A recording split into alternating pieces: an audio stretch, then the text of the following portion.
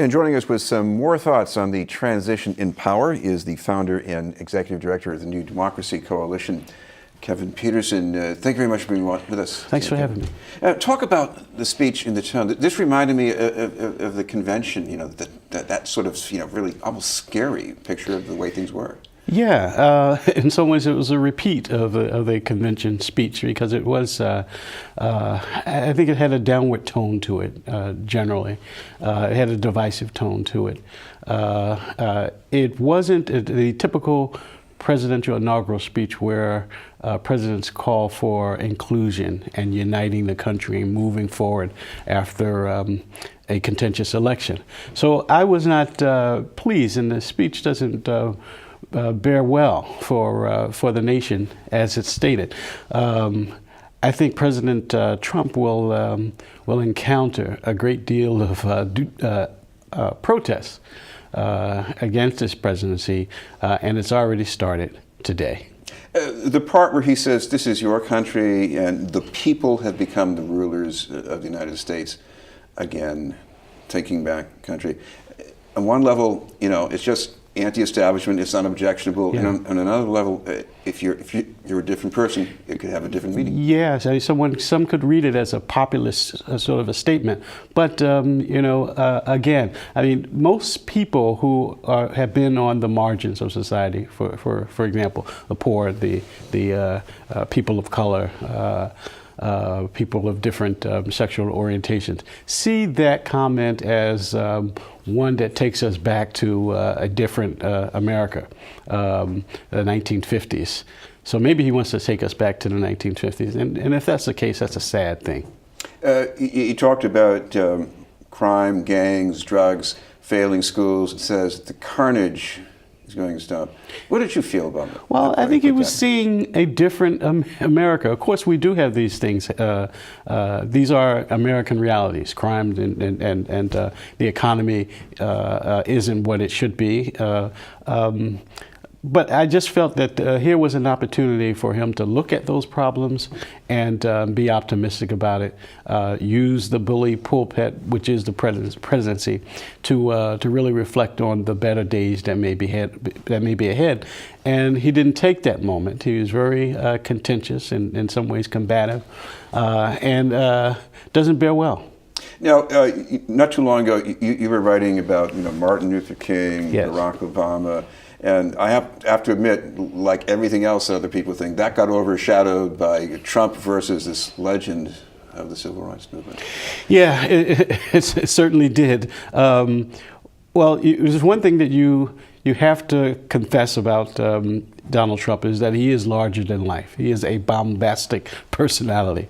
And he showed that during the primaries as he defeated Republican candidate after another.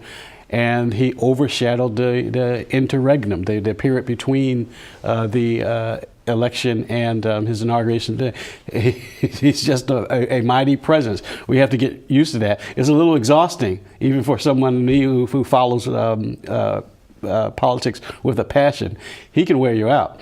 So it's unfortunate that we haven't had as much time to reflect on the passing of Barack Obama's administration, because there were great things done, and it's unfortunately that some of the great things that he did will come under attack, seemingly under the Trump administration. Which undoing are you the most worried about? Well, the healthcare. I think the health policy under Obama was transformational. It really changed the country in many ways. First, just in terms of pointing to the issue of those who are unregistered as being a serious national problem, and then Obama's majestic leadership around bringing that policy into law was transformational. 20 million people gained health care over the last 7 years or so. The fact that now may be under attack and that millions and millions of people may lose health care is appalling. So I have serious concerns around the Trump presidency from day one, which for him will be Monday, not today. day one in terms of working. Well, you've long been working on more voter enfranchisement. Yes. And I guess it's unavoidable with Trump, the Supreme Court appointees in Congress, that there's probably going to be more, voter ID requirements. Yeah, I think as much as President Trump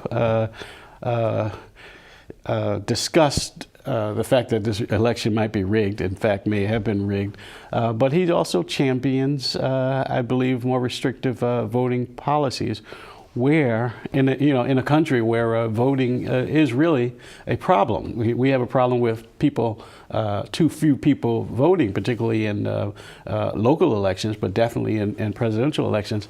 So the election really brings to fore the possibility that he may appoint other conservatives to the Supreme Court who will not be friendly to voting rights laws and the Voting Rights Act in particular, which was in some ways eviscerated during this current court. What about jobs? Because this was certainly a centerpiece of Trump's campaign, and he meant jobs. You could say it's predominantly white, but it's more than just white people. You have a lot of people out there, men especially, don't have college degrees, and their prospects are terrible. Right. Is there much hope for him? Well, in terms of jobs, there may be a silver lining there. If he's serious about a national infrastructure bill that would rebuild our bridges and our highways and our national public facilities, there is opportunity for providing jobs. They may be in the long run short-term jobs, but a job for a period of time is a job. It's a good thing. I hope that President Trump includes within his national infrastructure inner city infrastructure employment opportunities that really go to the heart of the Latino community, African American community, who disproportionately suffer unemployment across the country. So that is not necessarily a bad thing. A jobs piece. President Obama did it in the first part of his we used to call it stimulus in those days. Stimulus, right?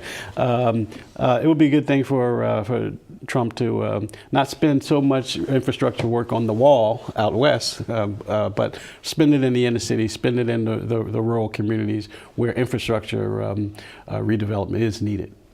What about criminal justice reform? I mean, if you consider Trump's statements and Jeff Sessions as the Attorney General, it doesn't hold much hope, but if you let things go state by state, maybe he might be kind of laissez-faire with that. Well, to be laissez-faire about it is problematic. I think that President Trump should do as President Obama tried to do, is put more focus on building relationships between law enforcement, for example, and people in the inner cities, particularly men of color. I'm concerned about, I believe I've heard some statements around from President Trump around not being so focused on the racial profiling. That's something that President Trump could put more focus on in his administration so that the country is brought together. We are a divided nation, more so than we were 8 years ago, and that's really troubling.